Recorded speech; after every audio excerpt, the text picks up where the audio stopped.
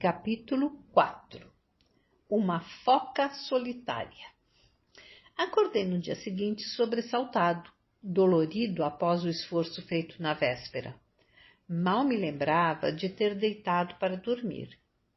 Encaixado no fundo da popa, eu não senti o movimento do barco e só vi o horizonte e as estrelas passando rápido pela janelinha. Mas ao me levantar para ir ao trabalho, percebi que o mar piorara bastante durante a noite. Paciência! Agora era comigo mesmo. Tinha um imenso e desconhecido oceano pela frente, que na verdade me atraía, e para trás, gravada na memória, uma fase dura, da qual não senti a mínima saudade.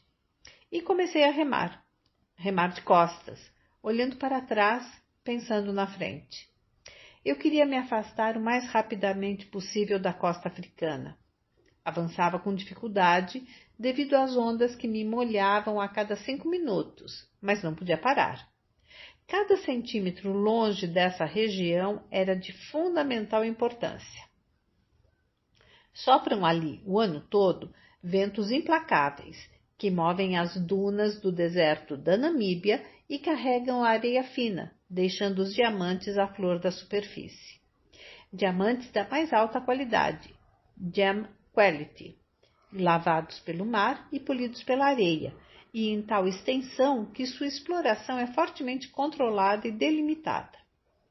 É a zona proibida dos diamantes, que isola toda a costa até Walvis Bay, e onde qualquer embarcação que se aproxima não tarda a ser apreendida.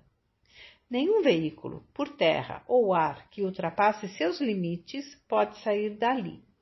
Por mar, a mesma coisa. Por outro lado, qualquer aproximação, ainda que de emergência, é impraticável, pois não existe em enorme extensão de litoral um único abrigo ou enseada acessível ou livre de arrebentação. Ao mesmo tempo, eu navegava na região que detém o recorde do maior número de naufrágios junto à costa, em tempo de paz, até 1945, de todo o continente africano. Não sem razão.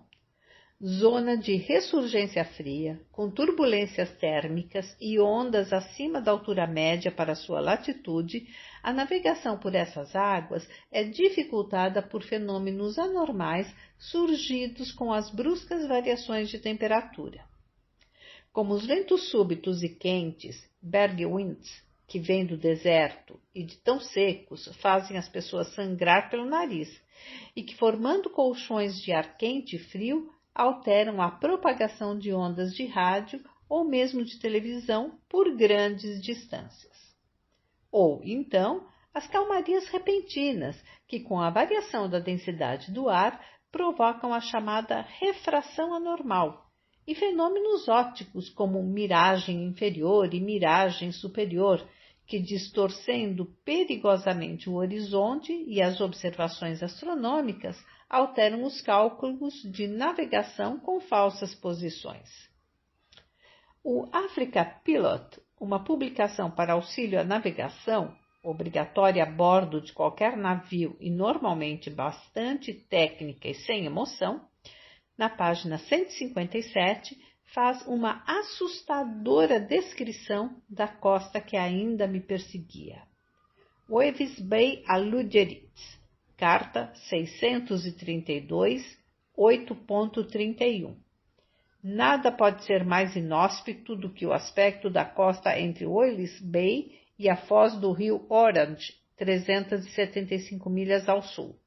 É formada por uma longa barreira de montanhas de areia, exceto a parte situada entre Spencer e Rotento Bays, onde há uma cadeia de áridas e desoladas dunas de 150 a 180 metros de altura, mais impressionantes em aspecto, se é que isso é possível, que o resto da costa.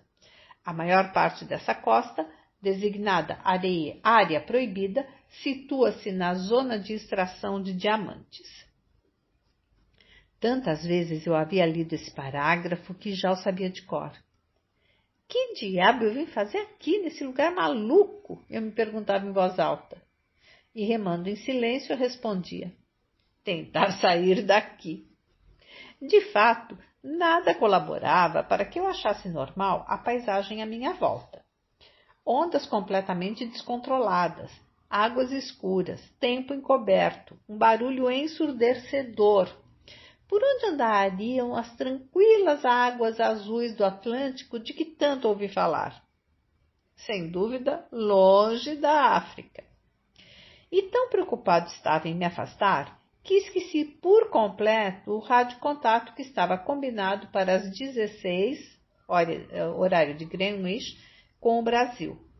Encontrei, por milagre, a antena sobressalente que eu tanto relutei em levar, mas preferi, mesmo assim, não ligar o rádio. Devido ao mau tempo, não foi possível calcular minha posição e não havia mesmo boas notícias para mandar. No fim do dia, ao me levantar para amarrar os remos e jogar a biruta no mar, antes de ir dormir, olhei para o horizonte e, em vez de mar, como imaginava, o que vi? As dunas do deserto. Durante a noite, enquanto dormia, o barco derivara de volta e eu me encontrava novamente junto à costa. Foi uma noite terrível, em que tive um sonho que se repetiria muitas vezes. Um porto deserto com todos os navios enferrujados e encalhados na areia. Seria esse o destino da minha lâmpada flutuante? Naquela mesma noite fui acordado diversas vezes por ondas que golpeavam o barco com impressionante violência. O mar parecia ter enlouquecido e não havia mais nada que eu pudesse fazer, a não ser permanecer deitado e rezar. Choques tremendos, um barulho assustador, tudo escuro. Adormeci. E acordei deitado no teto, quase me afogando em sacolas e roupas que me vieram à cabeça. Tudo ao contrário. Eu havia capotado. Indescritível sensação. Estaria sonhando ainda? Não. Alguns segundos, outra onda e tudo voltava à posição normal em total desordem. Mal tive tempo de analisar o que se passou e o mundo deu novamente uma volta completa, tão rápida que nem cheguei a sair do lugar. Lembrei-me da blusa verde que ganhei de Anne-Marie, solta no cockpit e dos remos. Estariam ainda inteiros no seu lugar? Impossível descobrir naquele momento. Precisava tirar a água primeiro. Não havia tempo para pensar. Sem que eu parasse um minuto de acionar a alavanca da bomba, o dia começou a nascer e pude então perceber o tamanho da encrenca. Ondas altas, altíssimas, vindas de todos os lados e que, ao se encontrarem, explodiam para cima. A superfície do mar, totalmente desordenado, estava branca. A espuma, subindo pela borda e passando pela janelinha, me poupava daquele terrível e irreal cenário. Cercado de ondas que despencavam em estrondos, não tinha certeza se estava realmente flutuando. Vales e montanhas de água em desesperada batalha, em louco movimento. Jamais imaginei algo parecido. Seria normal tudo aquilo? Quanto tempo resistiria àqueles choques? Como um bonequinho de tiro ao alvo, que não sabe quando será acertado, eu ficava esperando por ondas que ouvia, mas não podia ver. Senti o barco subir mais uma vez. E quando estava exatamente na crista de uma onda, alguma coisa soltou-se e despenquei no vazio. Algo de errado acontecia. Fui projetado com força contra o teto e aí ouvi o estrondo da arrebentação passando por cima. Mais uma vez o mundo estava de pernas para o ar. Os segundos passavam e nada acontecia dessa vez. Eu tinha no fundo do barco um sistema de tanques flexíveis de borracha, embaixo dos tanques de água doce, previsto para uma eventualidade como essa. Eram tanques de lastro que, abastecidos com 200 litros d'água, fariam o barco retornar à posição normal. Pensei, então, em acionar a bomba de lastros, mas não foi preciso. Mal tentei me virar para alcançar a alavanca da bomba, o barco endireitou. Que alívio! Talvez não tenham passado 3 minutos, mas cada minuto foi uma eternidade. O barco parecia solto, correndo instável com o mar, descendo as ondas em velocidade. Vesti o casaco vermelho, Saí rápido para fora e minhas dúvidas se confirmaram. O cabo da âncora de mar, um forte cabo de 10 milímetros de diâmetro, se havia partido como se fosse linha de costurar, e dele não restavam mais que 3 dos 60 metros que seguravam a âncora de mar. Precisava preparar outra biruta com pelo menos outro tanto de cabo para evitar que o barco ficasse de través para as ondas e capotasse novamente. Os dedos tremiam a fazer os nós e as emendas. Estava nervoso e precisava ser rápido. O vento há muito havia ultrapassado 55 nós de velocidade e as ondas já beiravam os 9 metros de altura com borrifos de espuma que mal me deixavam enxergar. Mas os remos todos estavam no lugar, nenhum se havia quebrado, e a blusa verde, enroscada na ponta de um dos arpões, após 3 capotagens sucessivas, não me abandonou. Senti uma grande alegria ao vê-la e um profundo orgulho do meu barquinho. Ele cumpriu seu maior compromisso, o de ser um João teimoso, e provou que era um forte. Dificilmente outra embarcação, por maior que fosse, teria se saído de situação tão negra com tanta integridade. Numa operação delicada, atado ao cinto de segurança, escorreguei deitado até a proa, passei o cabo da nova biruta pelo olhau e voltei para dentro, fechando a portinhola justo a tempo de evitar a visita de outra onda. Dentro, que delícia! Tudo seco ainda, e ante a total ausência do zunido ensurdecedor do vento, podia ouvir minha própria respiração. Troquei as roupas molhadas e deitei exausto. Adormeci pensando na surpresa que tive antes de entrar. Uma pequena gaivota, pousada na água a menos de 2 metros de distância, que, arrepiada, procurava se abrigar do borrifo das ondas e do vento junto à minha sombra. Seus olhinhos pareciam dizer algo. Estávamos solitários naquela difícil situação. Ao abrir os olhos, 2 horas depois, o mar continuava forte, mas o vento sul tinha diminuído. Dei um berro de alegria e saltei para os remos. Não, África, não seria desta vez. Antes de escurecer, armei a antena de rádio, desta vez presa com 3 tirantes, e faltando 1 minuto para a hora combinada, entrei no rádio. Estavam todos na escuta. O maravilhoso Álvaro, que me fez as antenas e as bobinas, o Alex de São Paulo, o Ronaldo de Vitória e outros tantos que eu não conhecia. Só não pude mandar minha posição, pois ainda não havia céu para observações. Mas foi um comunicado excelente. Informei que, apesar do tempo execrável, tudo ia bem a bordo e a tripulação estava animada. Engraçado como o nosso estado de espírito é relativo. Aparentemente, o lugar e a situação em que me encontrava não eram motivos de nenhuma alegria. Mas o fato é que as 3 capotagens me deixaram eufórico. Eu devia ter feito um teste de autoendireitamento do barco muito antes de iniciar a viagem, e isso acabou não acontecendo. Eu acabava agora de passar pela prova de fogo do projeto. Após desarmar a antena e cuidadosamente amarrar os remos, já à noite, entrei para a cabine, onde um estupendo jantar me aguardava. Depois de 12 horas de um sono polar, o 4º dia de viagem foi dedicado unicamente ao trabalho. O vento caíra bastante, rondara para sudeste, e eu podia remar, quase sem me molhar, no rumo ideal, oeste. Avistei por volta das 10 horas um pesqueiro e logo após um navio a 1 milha na direção do continente. Poderia tê-los chamados em VHF, todos os barcos sempre têm escuta automática no canal 16, e pedido uma confirmação de posição que eu não tinha ainda, mas deixei-o sumir no horizonte.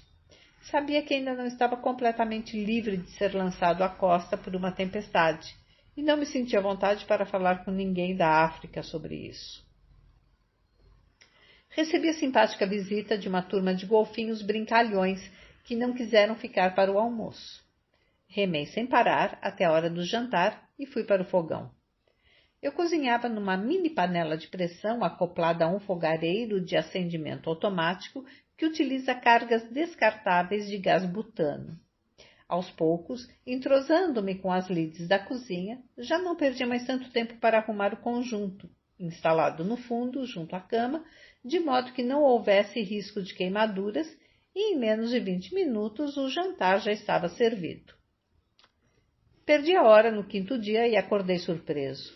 Um raio de sol entrava pela janelinha. Ao sair, não queria crer dos meus olhos. Navegando em mar de azeite, diria mais tarde pelo rádio. Sem um pingo de vento ou 1 centímetro de onda sequer, era difícil imaginar que fosse o mesmo Atlântico de uns dias atrás. Mais que tudo, era surpreendente o silêncio, a sensação de vácuo nos ouvidos depois de 4 dias ensurdecedores. Podia, finalmente, sentir o barco andar com a força das minhas remadas e ouvir o ruído da proa deslizando para longe da África. Uma nova gaivota me fazia companhia. Muito engraçada, chegou a me pregar alguns sustos com seus grunhidos que pareciam vozes humanas à distância. Pousada na água, esperava que eu passasse junto dela, e quando me afastava, levantava a voo e pousava mais à frente, exatamente por onde eu voltaria a passar. Divertida brincadeira que me distraía enquanto atravessava horas seguidas de trabalho. Encerrei o dia com uma anotação no diário. O mais belo pôr do sol da história. Não me conformava com o silêncio. Podia ouvir a grande distância, sons além do horizonte, vozes que ainda estavam na memória. Já à noite, gaivotas pescando, peixes saltando no ar. Diante de tanta calma, estiquei a jornada de trabalho até meia-noite, quando fui traído pelo silêncio. Um longo suspiro à proa. Golfinhos, pensei. Larguei os remos e virei-me. Eu remava de costas. Iluminada pelo luar, a menos de 20 metros estava uma baleia. Imensa, imóvel como uma laje. Tive que intervir vigorosamente nos remos para não atropelá-la.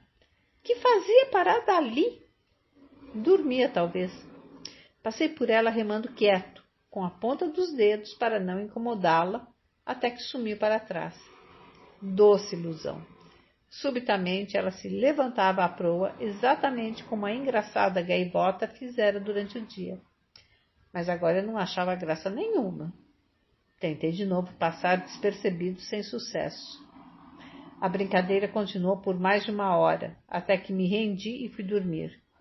Sem dúvida, eu estava sendo investigado por novos companheiros. Eu consegui, enfim, uma posição pelo sol, que foi recalculado 1 dúzia de vezes. Colocava-me a 115 milhas de Lüderitz, mas somente 60 milhas da costa. Não era um mau resultado em 5 dias, considerando o tempo e a adaptação a uma vida que ainda me era estranha, mas precisava melhorar o rendimento. Nesse ritmo, eu chegaria ao Brasil em 140 dias, quando eu planejava gastar 109 apenas. Eu levava provisões para pelo menos 150 dias, mas honestamente não tinha planos de passar 1 mês a mais no mar. Ao mesmo tempo, era urgente aumentar essa distância da costa. Se entrasse uma tempestade de oeste por mais 3 dias, minha situação se complicaria bastante. Resolvi tomar uma atitude enérgica. Até então, eu trabalhava sem um horário determinado, de acordo com minha disposição e vontade. E observei que o maior problema de passar 8 a 10 horas nos remos não estava no esforço físico necessário. Eu remava num ritmo lento e equilibrado, e só no dia anterior havia acumulado mais de 16 horas de trabalho. Mas apenas em fazer as horas fluírem.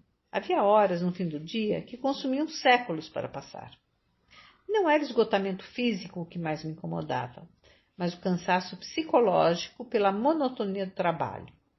Só havia uma solução: instituir um horário fixo de trabalho com intervalos definidos para descanso e para as refeições. Estabeleci uma jornada de 8 horas por dia e aprovei como adendo da legislação trabalhista de bordo um limite máximo de 2 horas extras. Assim, remaria um mínimo de 8 horas e um máximo de 10 horas líquidas a cada dia. Concluí que seria melhor manter uma certa regularidade e não piques eventuais de trabalho, como fizera na véspera, que me deixariam imprestável na manhã seguinte. No domingo, os resultados já eram evidentes. Os dias passaram voando e o rendimento melhorara enormemente. Estava agora a 120 milhas da costa e a mais de 170 de Lüderitz. Encontrava tempo para tudo e não mais precisava voar sobre o jantar para terminar de lavar a louça antes que escurecesse. Esse foi um domingo de grandes comemorações. Completava uma semana no mar e fiz uma enorme festa, com música, doces e chocolates, e até mesmo uma velinha. Só faltou o bolo. Pelo rádio falei com meu pai. Pressentindo minha dificuldade em responder quando estaria de volta, entrou na frequência um rádio amador de voz forte e decidida. Muito bem, Amir. Você está exatamente dentro da corrente que vai lhe trazer a Baía de Todos os Santos de Salvador. Jamais, em momento algum, alguém poderia ter injetado maior dose de confiança em uma pessoa. Era o Aires, PY1ASI, a bordo de um supertanque da Petrobras, o Felipe Camarão, que estava naquele momento no Mediterrâneo.